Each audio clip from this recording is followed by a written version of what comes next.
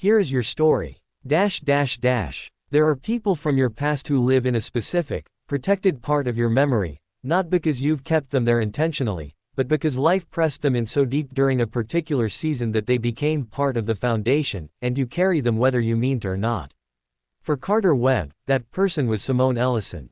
She had lived in the protected part of his memory for 14 years, filed under the category of things that were real and good and finished, the kind of finish that doesn't leave bitterness, just a clean, permanent ache you've long since made your peace with. He had not made his peace with it. He had just gotten very good at pretending he had.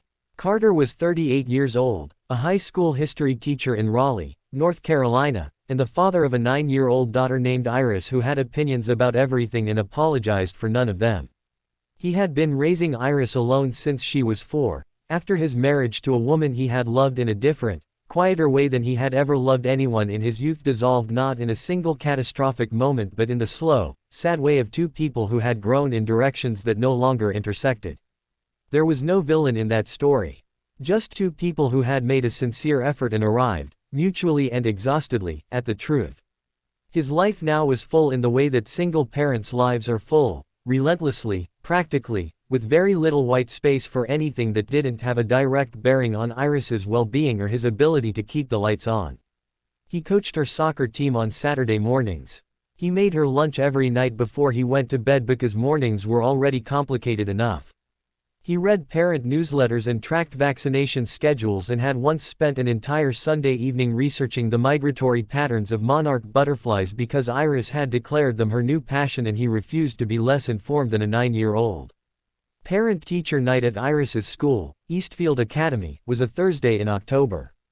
Carter went every year, dressed in the one blazer he owned that didn't smell faintly of dry erase markers, because he took it seriously, not as a performance of good fatherhood but because he genuinely wanted to know how Iris was doing in the rooms he wasn't allowed into, what she was like when he wasn't watching. He signed in at the front table, accepted a paper schedule, and followed the hallway toward her homeroom. He was reading the schedule and not looking where he was going, which is how he nearly walked into her. She caught his arm, a reflex, quick and steadying, and said, "Careful," and he looked up and the word he was about to say in response died completely before it reached his mouth. Simone. 14 years collapsed like a telescope. She looked the same and entirely different, the way people do when time has added to them rather than taken away. Her hair shorter now, natural, her posture carrying a settled confidence that the girl he'd known at 22 had been still growing into. She was dressed simply but with that quality certain people have of wearing clothes that know where they are. Her eyes went wide at the same moment his did, which told him this was not a prepared encounter on her side either, which was the only thing that allowed him to keep breathing. "Carter," she said. Not a question. "Simone," he said. Not an answer. Just her name, the way you say the name of something you recognize so completely that language feels inadequate. They stood in the hallway of Eastfield Academy while other parents streamed around them, and for a moment neither of them had anything to offer the situation except the stunned, private shock of it. She recovered first. She always had. "Do you have a student here?" she asked. "My daughter," he said. "Iris Webb. 4th grade." He paused. "You." Something moved across her face, a slight, complicated rearrangement. I'm not here as a parent." Another pause. "I'm the new executive director. I took the position in August." He heard the words. He processed them in sequential order. And then he stood there in the fluorescent light of the hallway with his paper schedule going slightly soft in his hand and understood, with the particular helplessness of a man confronted by the universe's sense of humor, that his daughter's school was run by the woman who had taken up permanent residence in the protected part of his memory 14 years ago. "Of course you are," he said, and he said it with such unguarded honesty, not irony, not performance, that she laughed. The same laugh. Some things don't change. They found a few minutes after the classroom meetings wrapped up, standing near the water fountain in the main hallway while the building gradually emptied around them. It was the kind of conversation that tries to be casual and can't quite manage it because the people having it know too much about each other from a time before they knew how to be guarded.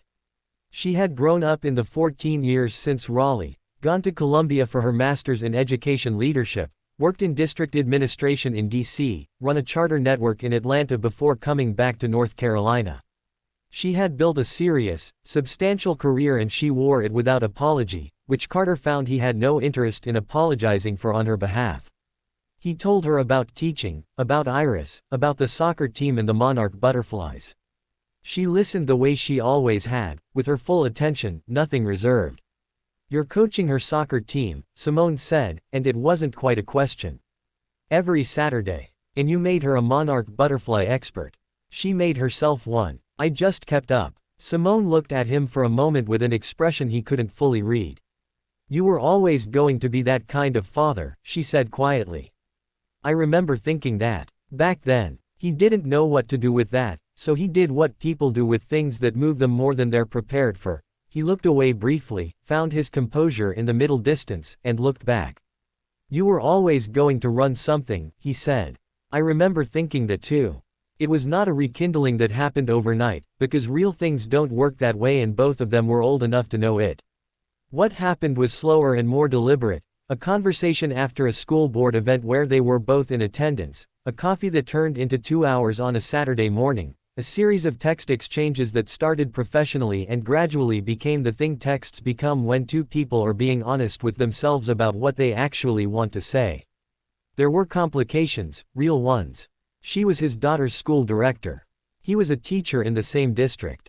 They talked about those complications seriously and with the thoroughness of two adults who had both been through enough to know that feelings without structure are just weather. They got the right people involved, made the right disclosures, were careful in all the ways that carefulness was warranted. And through all of it, Iris remained a sovereign force of nature, entirely unimpressed by the situation's complexity. She met Simone at a school event 4 months in, assessed her with the direct, unblinking attention of a child who had not yet learned to disguise evaluation as politeness, and then turned to Carter and said, "She has good shoes." Carter kept his expression neutral. "High praise. I know," Iris said, and went back to her juice box. Later that night, after Iris was asleep, Carter sat in his kitchen and thought about 14 years, about the specific architecture of grief that isn't grief exactly, the weight of something good that ended before it should have, the way you carry it without meaning to and set it down in the same protected place every night. He thought about a hallway and a paper schedule going soft in his hand and a laugh that hadn't changed. There are things in this life that arrive on your schedule and things that arrive on their own. The wisest thing a person can learn is the difference, and the courage to be present when something that belongs to you finally finds its way back. Carter Webb had spent 14 years being quietly brave in the small, daily ways that fatherhood demands. And then, on a Thursday night in October, the universe decided he had earned something for himself. He hadn't been ready. He went anyway. And every ordinary, extraordinary thing that followed began exactly there.